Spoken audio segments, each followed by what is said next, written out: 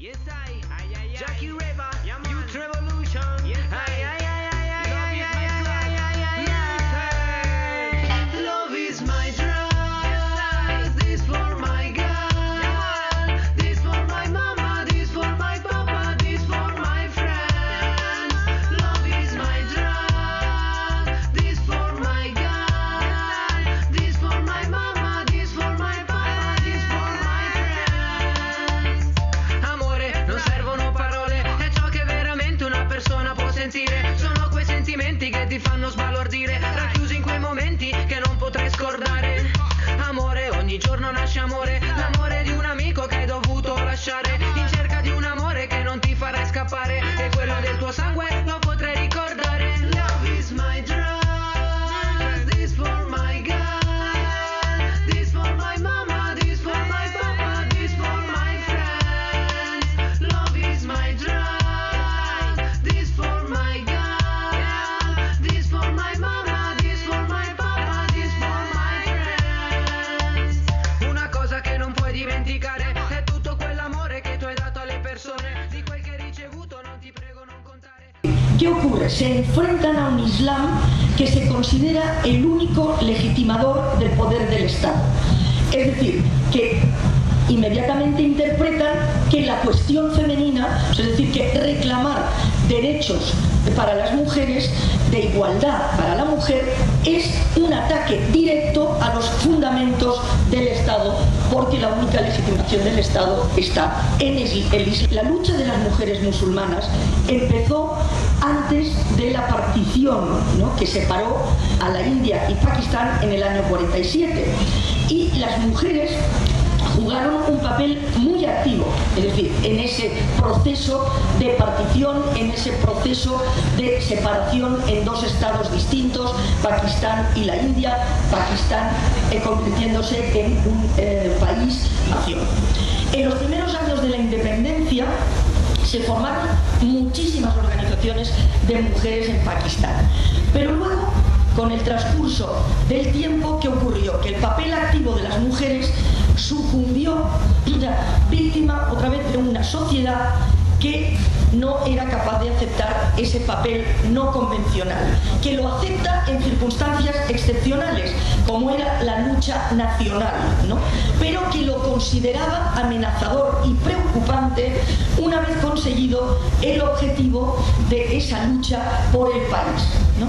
Entonces, más o menos, creo 98, 99, y pude llegar sin ningún tipo de problema a una madrasa, una mezquita, una escuela coránica, que era liderada, pues, por un digamos, director, jefe de eso, es decir, el mula que mandaba y que controlaba, digamos, ideológicamente a todo ese grupo, que se llamaba Abu Bakr Bashir, y bueno, llegué allí, no tuve ningún problema en hablar con él, etcétera, etcétera. 8 años después era imposible acercarse a varios kilómetros de la redonda, era imposible hablar con él, y se corría un grave riesgo, siendo occidental, de ser secuestrado, siendo mujer periodista, de probablemente sufrir, pues bueno, un acoso y una persecución mucho mayor, ¿no? Es decir, que en un plazo de 6-7 años se había radicalizado el Islam indonesio hasta el punto de, ya digo, marcar una limitación de movimientos que no existía 8 años anteriormente, ¿no? Y estaban, ya digo, condicionando ya mucho más las elecciones, su presencia en el Parlamento, por tanto la legislación, etcétera, etcétera. En Egipto yo recuerdo mucho antes, evidentemente, de todas las revueltas, y yo aquí solo voy a mencionar lo que me comentó un psiquiatra, y por supuesto Mona es quien puede decirnos si esto era así o no, y si esto puede tener que ver y cómo va a marcar la realidad en este momento. Recuerdo haber hablado con un psiquiatra que se llamaba Nakwal El Sadaki, y que él me decía que la situación femenina en el Egipto de entonces iba de la angustia a la depresión, ¿no? Me decía, la voz del rechazo, de la dura ley de los padres, hermanos, maridos, controlando sus vidas, y de la resignación de sus madres, ¿no?, aceptando todo esto, y de la hipocresía pequeño burguesa, es decir, que no se atreve a rechazar abiertamente un Islam que gira hacia el integrismo, ¿no? Eso, digo, me lo decía mucho antes de las revueltas árabes y de, por tanto, las últimas elecciones en las que parece que efectivamente este es uno de los riesgos, ¿no? Este giro, es decir, hacia el Islam, el que termina una dictadura, pero puede empezar otra dictadura, como ocurrió en Irán, y he mencionado antes, ¿no? Él me decía que ayudar a la mujer pasaba por transformar ese rechazo, ¿no?, a ese Islam que va filtrando, ¿no?, que se va infiltrando en la vida social, por el combate. Bueno, el combate por la igualdad. Está claro que el combate se ha producido, es decir, las mujeres en Egipto salieron a la calle, ¿no? Pero realmente será posible aprovechar esta oportunidad para seguir en la calle. O sea, esa es la gran pregunta, y la gran pregunta que seguramente Mona pues va a poder responder, por supuesto, mucho mejor que yo, ¿no? El tema que ha mencionado Alicia y que ha vivido en primera persona Mona, que es el tema del acoso sexual, pues es evidente que es un añadido que, bueno, pues sufrimos las mujeres y que por supuesto sufren las mujeres en esos países donde las libertades en general están recortadas para casi todo el mundo, pero que además en el caso de la mujer pues se ven agravadas ese recorte, porque suelen ser víctimas pues de esa brutalidad por partida doble, ¿no? Y además lo son durante la perpetración del propio delito de acoso, pero luego también a través del sistema judicial, que no les hace caso, o que también pues en fin, imputa falsos cargos de adulterio, por ejemplo, con posibilidad de incluso castigo ulterior. O sea, que ya no solo se es víctima del delito, sino que además se puede ser víctima de un castigo doble, etcétera, etcétera, ¿no? Bueno, ya luego, para terminar, porque si no es muy difícil, si se transforma el Islam en objeto de batalla política y de batalla electoral, se corre un riesgo serio de que se produzca lo contrario de lo que se cree, es decir, que haya un repliegue identitario, de que se insista y se haga creer que el ir en contra, como ocurre en Pakistán, de esa opresión a las mujeres significa ir en contra del Islam y por tanto se promueva, o sea, la identificación de la defensa de la identidad propia contra lo extranjero, con la defensa de este Islam. Porque muchos de los ejemplos que ha dado Rosa no tienen que ver con lo que yo he venido a hablar. Yo soy de Egipto y la mayoría de los países de los que han hablado no están en la región donde tuvieron lugar las revueltas. Ha mencionado Egipto muy por encima, pero fue sobre todo Pakistán, Afganistán, Irán, etcétera, Indonesia, Malasia.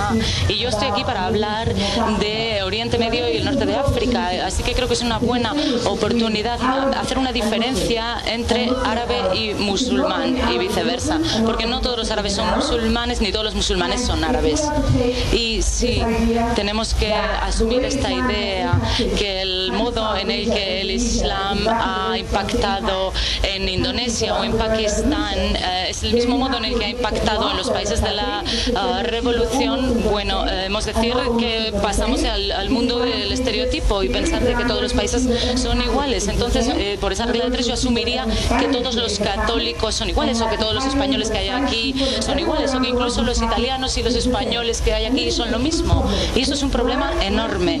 Cuando hablo en foros como este, cuando hablo de las mujeres, ya sea en el mundo islámico, en el mundo árabe, es siempre muy difícil porque tengo que resolver muchas confusiones, tengo que eliminar muchos estereotipos. Alicia dijo, no vamos a hablar de estereotipos, pero creo que en el fondo tenemos que hacerlo, porque creo que Alicia y Rosa han vuelto a caer en estos estereotipos. Y entonces ahora, en vez de venir aquí a hablar de las revoluciones, lo que tengo que hacer es resolver estos estereotipos, y estoy muy enfadada.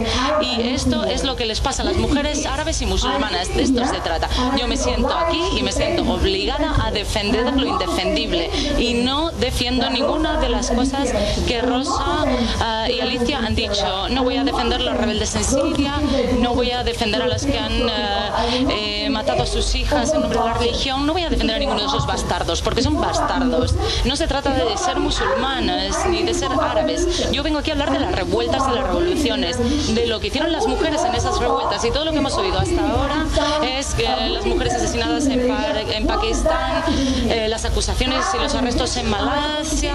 ¿Y esto qué tiene que ver conmigo? Yo como egipcia, ¿qué tengo que ver? Estoy muy enfadada, y esto es lo que les pasa a las mujeres árabes, que no puedo venir a empezar a hablar de lo que yo quería hablar y que creo que es muy positivo, que es nuestra lucha por la libertad, porque ahora tengo que pasar por todos estos ejemplos negativos que se han dado de los países islámicos, ninguno de los cuales han pasado por las revoluciones de las que vengo a hablar. Así que ¿qué hago ahora?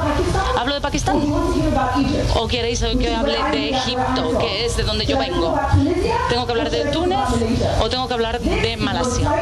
Y esto es lo que les pasa a las mujeres árabes y musulmanas. No puedo venir aquí a hablar de lo que quiero, desde el punto de vista que quiero, porque tengo que decir muy claramente que ser musulmano no es lo mismo que ser árabe y viceversa. Y entonces me enfado, y entonces todo el mundo dice, ay, ya ves, estás enfadado, estos musulmanes están locos, siempre se enfadan. Bien, pero ¿qué te parecería, cómo te sentirías tú si tu país se diera por supuesto